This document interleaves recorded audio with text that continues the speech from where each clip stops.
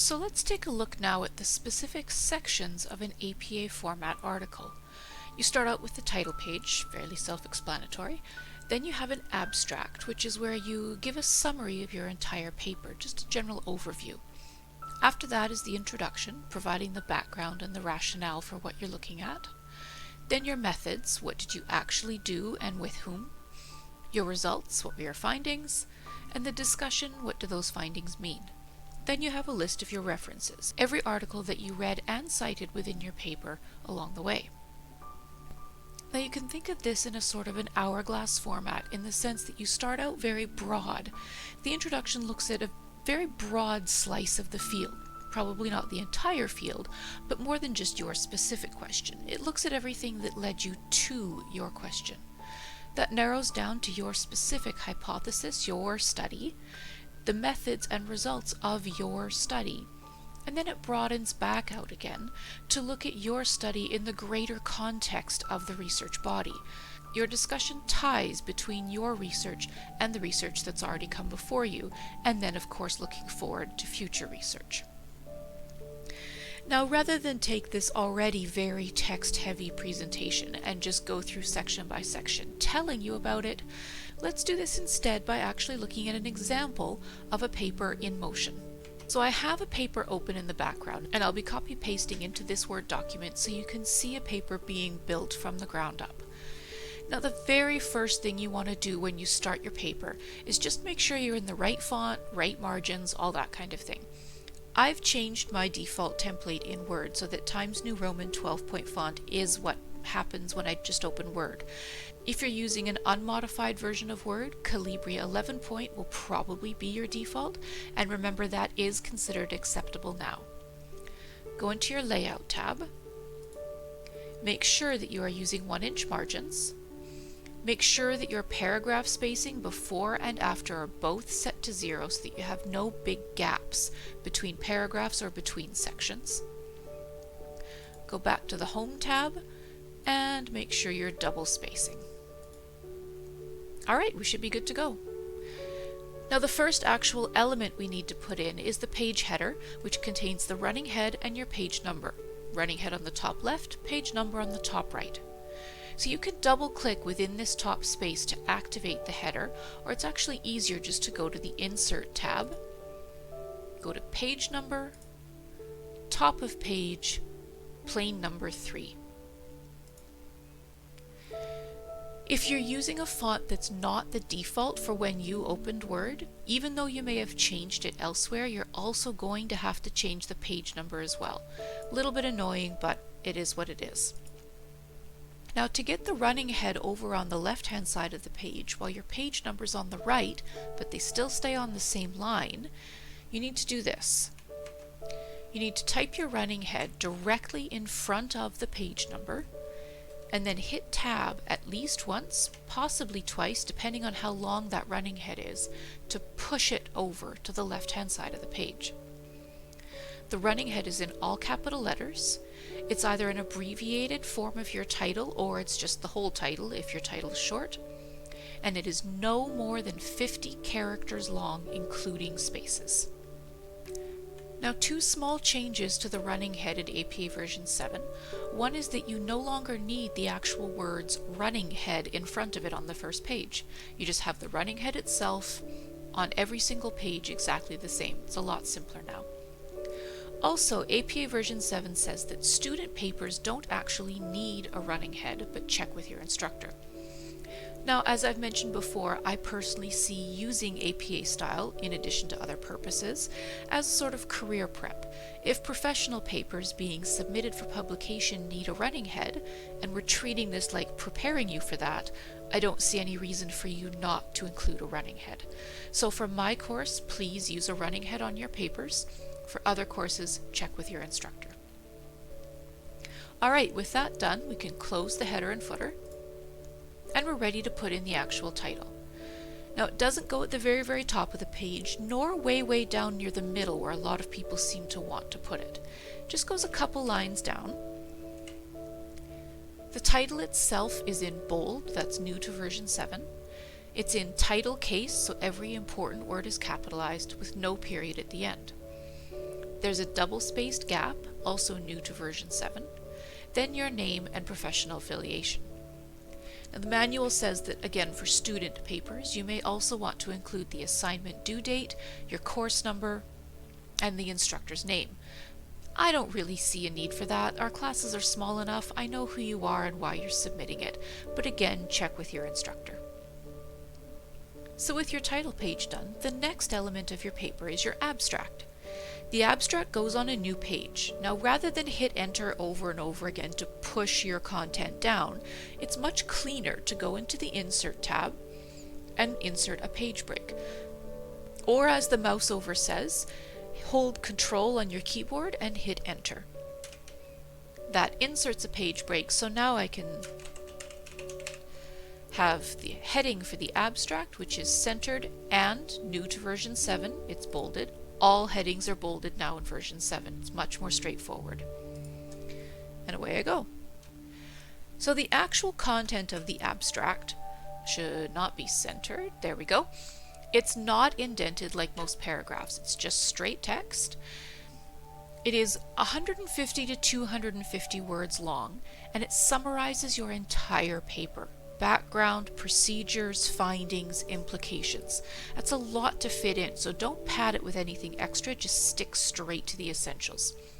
This abstract is actually quite short. It's 124 words. I've got space in here if I need to explain a little bit more detail. I think it's fine the way it is for now, though. After the abstract, the actual body of the paper starts another new page. So Control Enter again for another new page break. And then instead of including the section title of Introduction, you repeat your title from the title page. Still centered, still bold. Only this time there's not an extra gap underneath it. You just carry right on with the actual body of your paper directly underneath the title.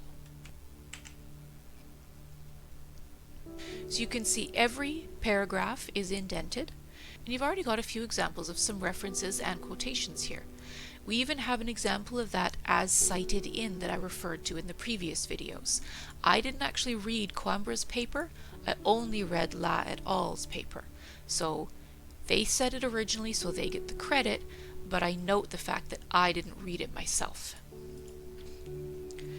Your introduction is usually quite long. This is where you provide the entire background and rationale for your project. You've got a fair amount of ground to cover here. Now, while you're covering this ground, you should assume that your reader has some background in the field.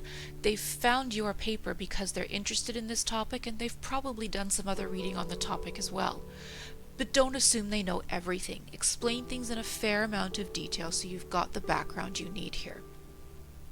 I'm not going to include the entire introduction. Assume that I've got many pages here. But the intro should wrap up directing your readers to what you are specifically going to do and what your hypotheses are. That leads directly into your methods section. This is what other people have done. This is what I'm going to do. This is what I expect to find. Now here's how I'm going to go about it. The heading for the methods section, like all other headings, is bold and centered. And then, as it was noted in the outline I showed you at the beginning, the methods section actually has labeled subsections. You start with participants, and it actually should not be indented. For that matter, this should not be indented either. Participants is always the first subsection of your methods. This is a level 2 heading, so it's flush left, but it's still bold and it's still in title case. The actual participants section starts on the next line. So there's no gap between your sections. At the end of the intro, you just go straight into the method, participants, and dive right in. No extra spacing things out, just keep right on going. Depending on the level of detail required for your materials, you may want to keep them separate in a section of its own like I have here, or you may include materials and procedure as one big section altogether. It depends on how well it flows and how understandable it is. Take every situation differently. When you write the procedure section for your methods, which should be either after the materials or with the materials, you should be including enough detail really throughout all of these sections that someone else can read your methods section and replicate your study without having to come to you for any extra information. You describe the full demographics of your participants, who they are, where they came from, how you recruited them, exactly what materials you used, and exactly what procedures the participants went through. You don't need to include the minutiae of detail of signing the consent form, greeting them, explaining it to them, but you include enough detail that someone else can repeat your study. This is essentially the recipe for your study. Once you finish the methods section, we'll just assume I had a procedures section in here. You have the heading for the results, spelled correctly. Again, bolded and centered. And again, no extra gaps, no extra spaces, you just dive right in. In the results, you summarize your data, you summarize your statistical findings, you state basic things like the significance and the direction, but you do not start to interpret what that all means in the grand scheme of things. Just present the results plain. You'll explain it all later in the discussion section. The discussion, as with every other section, just flows right after the end of the results, no gaps or anything. It's bold and center. And it generally opens with a reference back to your hypotheses, whether or not they were supported by your findings. Once you've done that, you start to draw parallels between what you've done and what previous researchers concluded in their studies. So you're putting your study into the context of the grander scheme of the body of research on this topic. You'll cite this other research again, even if it was already cited in the introduction, and you'll draw all the ties that are necessary to put your study in context. You state what might come next, what other research should be conducted at the end of all this. Address any problems with your research that may be affecting the interpretation of your findings. As much as we try to design the best studies we can, that's the entire point of this course, no study is perfect. We rely on the greater body of research to take care of all the minor problems that may crop up from one study to another. If all these studies, with all their different issues and different weaknesses, are still pointing to the same conclusions, that gives us a great deal of strength. It never actually happened here, but if, as you're going along, you find that one of your headings is drifting all by itself at the end of a page right before a page break, whether you leave it there or whether you decide to insert a new page break to push it down to another page really depends on how you're submitting this. If you're submitting it electronically in a class, or more importantly to a journal for publication, you want to leave it where it is. It doesn't matter that it's orphaned at the bottom of a page. It's going to be copy-pasted into the journal editor's layout. You don't know where their pages are going to land, and so you just leave it alone. If you're printing it out to submit on paper to an instructor, then it might look cleaner to push it down to a new page so it stays with its section. You may notice in a couple of places I've made reference to a table. The tables and any figures you have all go at the end of your entire paper, so I'm just leaving them alone for now, but don't worry, I'll get to them later. When you've finished your discussion, there is no labeled conclusion section. You just draw your conclusions at the end of your discussion, wrap it all up, and then your references come at the end.